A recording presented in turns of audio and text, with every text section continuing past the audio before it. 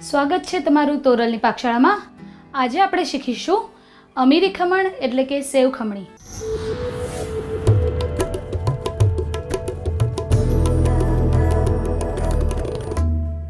સૌપ્રથમ આપણે આ રીતે ચણાની દાળના ઢોકળા બનાવી લેશું।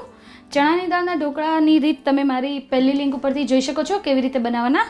જ્યારે ચણાની દાળના ઢોકળા થઈ જાય પછી એને આપણે આ રીતે એનો ભૂક્કો કરવાનો છે, એને તોડી લેવાના છે।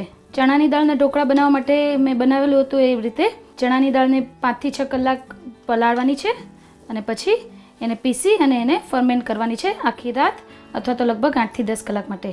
એ રીતે ચણાની દાળને તૈયાર કરવાની છે અને પછી સ્ટીમરમાં સ્ટીમ કરી લેવાની છે।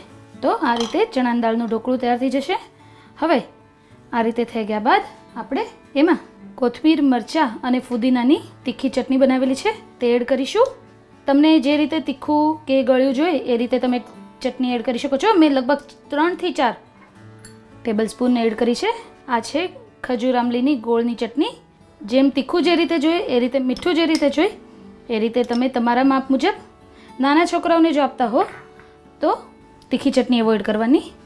આ છે ફ્રેશ નારિયેળ અને સેવ ખમણીમાં મેઇન છે આ ઝીણી સેવ।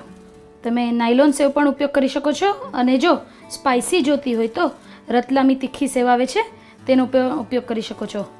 આ ઉપરાંત તમે વેરિએશન લાવવા માટે અત્યારે કાચી કેરીની સિઝન છે તો કાચી કેરી પણ નાખી શકો છો, દાડમના દાણા પણ નાખી શકો છો।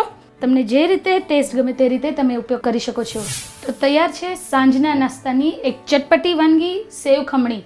જો તમને આની રેસીપી ગમી હોય તો લાઇક કરો, કોમેન્ટ્સ આપો અને સબસ્ક્રાઇબ કરો ઇન્ડિયા ફૂડ નેટવર્ક પર।